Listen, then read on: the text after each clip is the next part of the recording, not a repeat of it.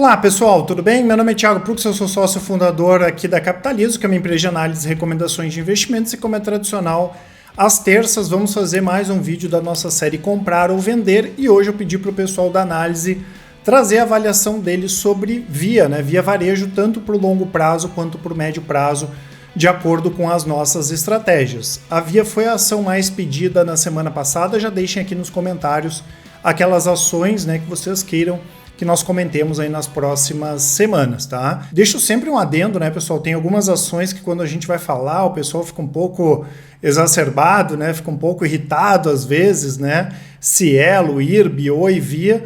Nós não temos nada contra nenhuma empresa, pessoal? O nosso negócio é ganhar dinheiro, independente de que empresa for.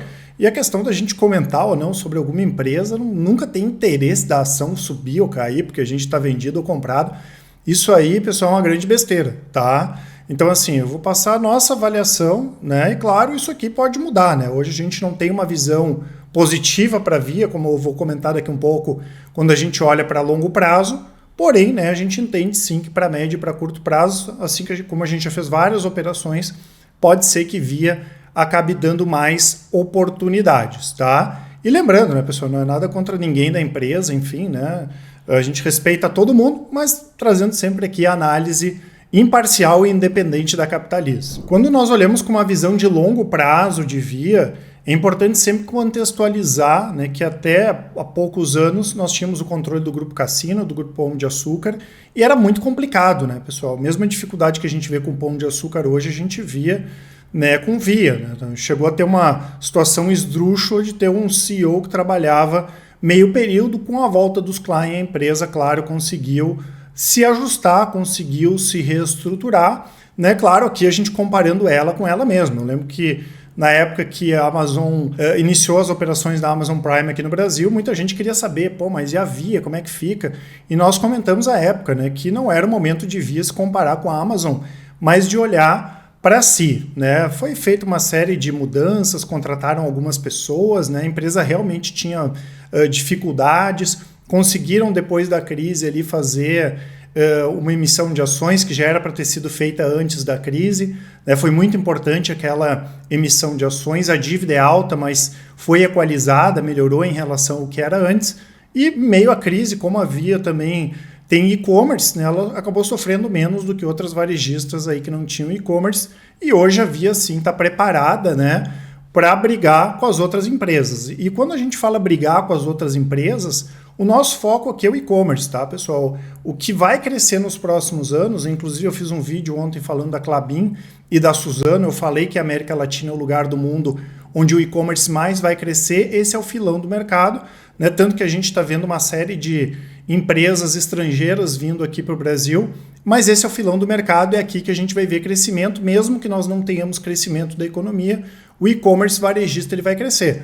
E não é uma disputa fácil, Então a Via ela ficou muito tempo atrás e hoje quando a gente pondera e olha alguns itens aqui, a gente entende que a Via continua atrás mesmo tendo melhorado aí nos últimos anos. Quando nós olhamos alguns aspectos aqui, nós vemos sim que Via hoje está bem atrás de outras empresas. Quando nós olhamos a parte do marketplace, por exemplo, não tem como comparar o marketplace com outras companhias.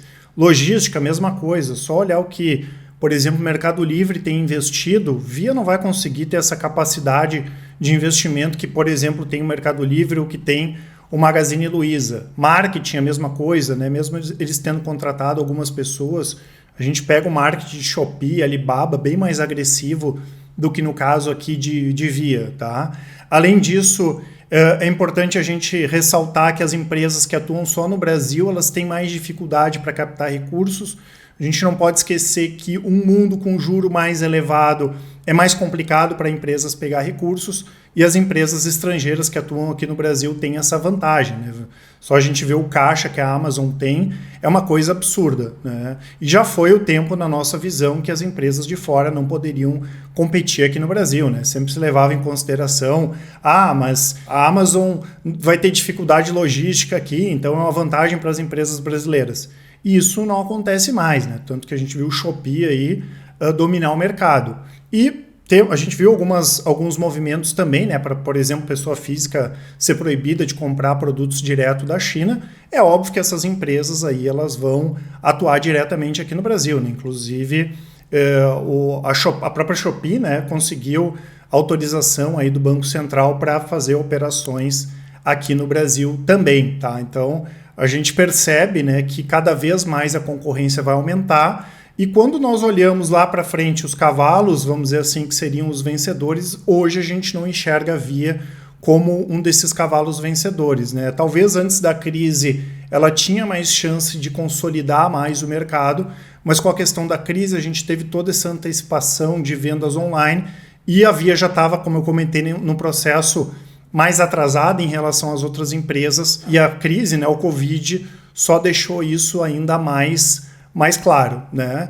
E quando nós falamos de investimento, mesmo a dívida da Via tendo sido bastante equalizada aí nos últimos anos, quando a gente compara com outras empresas, ela tem um endividamento ainda muito elevado e ela vai ter muita dificuldade para investir. Então ela precisa investir, ela precisa crescer e a empresa continua com endividamento elevado. Só para vocês terem uma ideia, quando nós pegamos aqui as dívidas de curto prazo, se pegar o passivo total de Magazine Luiza, os empréstimos de curto prazo representam um pouco mais aí de 1% do total.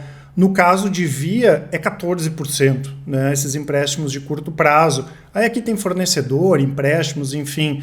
Imagina só a quantidade de juros que Via não vai pagar, né? E o que ela vai fazer agora? Vai fazer emissão de ações? Vai se endividar mais? Vai trocar a dívida? Fica um cenário bastante complicado para a empresa. Então, quando nós olhamos em termos de fundamentos, né, e nós tivemos tantas outras empresas ao redor do mundo que trabalham com e-commerce que caíram as ações tanto quanto Via, hoje tem opções mais atrativas de empresas que podem ser as grandes líderes aí nos próximos anos, não só aqui no Brasil, mas como no resto do mundo também, né? Porque tem muita coisa interessante para a gente olhar, não só o e-commerce brasileiro, o da América Latina, olhar o e-commerce asiático, nos Estados Unidos, na Europa, tem muita opção, tem muitas empresas da Bolsa, né, que atuam nesse segmento que, no nosso entendimento, apesar de toda a concorrência, vão ter empresas aí que vão crescer bastante e tem uma oportunidade sim da gente ganhar dinheiro com essas companhias. Então, para o longo prazo, pessoal, nós não temos recomendação. Inclusive, eu mostro aqui para vocês a carteira Thiago Prux, que apesar de levar meu nome, é montada pelos analistas da Capitalizo. E nesse portfólio nós temos algumas empresas, né, de e-commerce, tá? E não tem Via, tem ações que, como eu comentei, caíram inclusive mais do que Via, que nós achamos bem mais interessante, principalmente essas empresas estrangeiras, tá? Se mudar alguma coisa em relação à empresa, mas o que a gente acha difícil, a visão aqui do pessoal pode mudar também. Além disso, muita gente comenta sobre a possibilidade de Via ser vendida, né? Ela está valendo pouco mais aí de 4 bilhões de reais, né? Só para ter uma ideia, e não é para comparar, mas o Magazine Luiza pagou mais de 3 bilhões pela Kabum, né? Eu digo que não é para comparar porque muita gente faz a comparação, não, mas se o Magazine Luiza está caro, o Via está barato. E às vezes as duas estão caras e às vezes as duas estão baratas, né? Mas mostra, sim, que por esse preço, né, acho que voltou a cotação aí lá para 2018, existe sim a possibilidade, mesmo a gente entendendo que seja difícil de acontecer, de Via sofrer alguma oferta, tá? Então um grupo maior aí, por exemplo, poderia comprar, né? Mas, como a gente falou, a gente acha mais interessante, né, a questão do e-commerce. E hoje, Via, nesse sentido, não teria tanta coisa para oferecer como outras companhias. Agora, 4,5, 4,6 bi realmente é um valor muito baixo.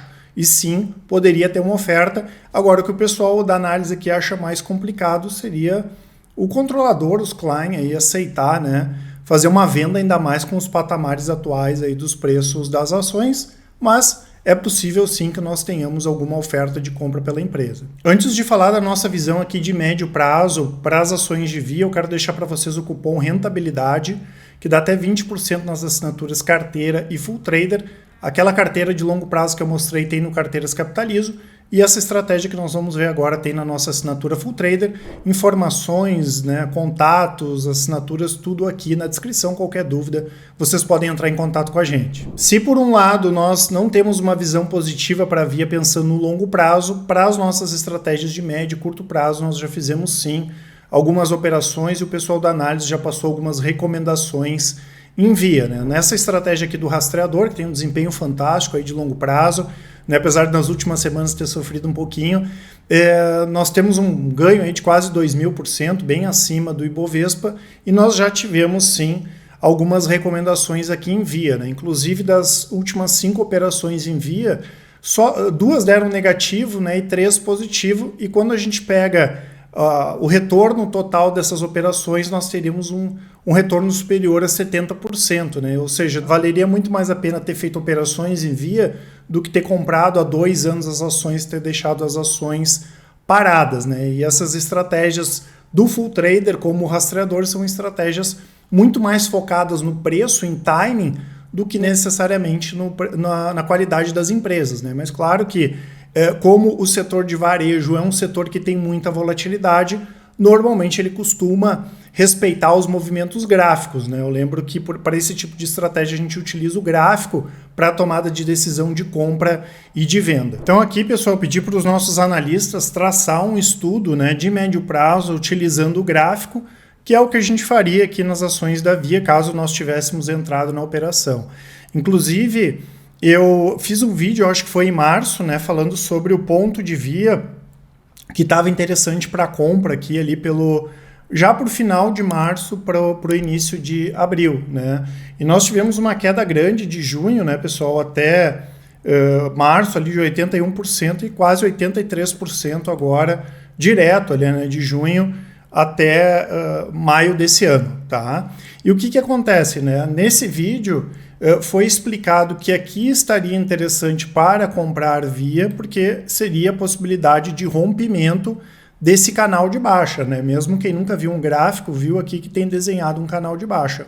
Dificilmente nós entraríamos na operação, porque o stop da operação, caso ela desse errado, seria aqui abaixo, né? Seria abaixo dos R$3. E seria um stop muito grande, seria um stop ali de 20%. Já aconteceu da gente perder 20% em operações? Já. Mas agora, entrar numa operação, né, que é de médio prazo, inicialmente podendo tomar um stop de 20% é uma coisa que a gente nunca fez. Agora, seria muito melhor comprar a Via aqui a 13,70 do que comprar a Via 7, ou comprar 11, ou comprar 16. A gente não pode esquecer que, eventualmente, essas operações vão dar negativo, mas o que a estratégia nos confere é proteção, né? Então, teria dado o stop, sim. Quem comprou, por exemplo, lá na casa dos 13,60, teria estopado abaixo dos R$3. E o que a gente não pode esquecer, né, pessoal? Que o gráfico ele não é uma coisa que ela é fixa, né? Ela é estática, ela vai mudando, né? E o que nós temos aqui, né? Nós temos a continuidade dessa tendência de mais longo prazo aqui, de médio prazo, quase longo prazo de Via baixista, né? Então, a partir do momento que aqui nessa região ela não confirmou o rompimento, né, desse canal baixista, o que nós fazemos? Nós alteramos, né, e fizemos ampliação aqui desse movimento de baixa. E o que acontece, né, pessoal? Via hoje está na casa, perdeu os R$3, está em 2,86 em queda livre. A Via tem chance de se recuperar? Tem, até porque aqui o intuito não é adivinhar o que vai acontecer, o gráfico não serve para isso. Mas hoje, pela nossa estratégia, não tem como comprar a Via, tá? Se ela voltasse a operar acima dos R$3, para quem quisesse seria uma boa possibilidade, porque ela mostraria pelo menos, né, um pouquinho de chance de voltar a subir, tá? Mas o ideal mesmo seria aguardar novamente aqui um rompimento desse canal baixista, né? Que aí aqui a gente não tem a menor ideia de quando poderia acontecer. Então, hoje a nossa visão de Via para o longo prazo não é de compra, entendemos que tem opções mais interessantes, como eu comentei inclusive ali no portfólio Thiago Prux, e a mesma coisa aqui pela nossa estratégia do rastreador, olhando para o médio prazo, médio e curto prazo, também não tem uma tendência positiva de preços hoje. Via tem opções mais interessantes na nossa bolsa. Não esqueçam de aproveitar a promoção, de colocar as ações que vocês queiram aí que nós comentemos na semana que vem. Um grande abraço e ótimos investimentos a todos. Até mais!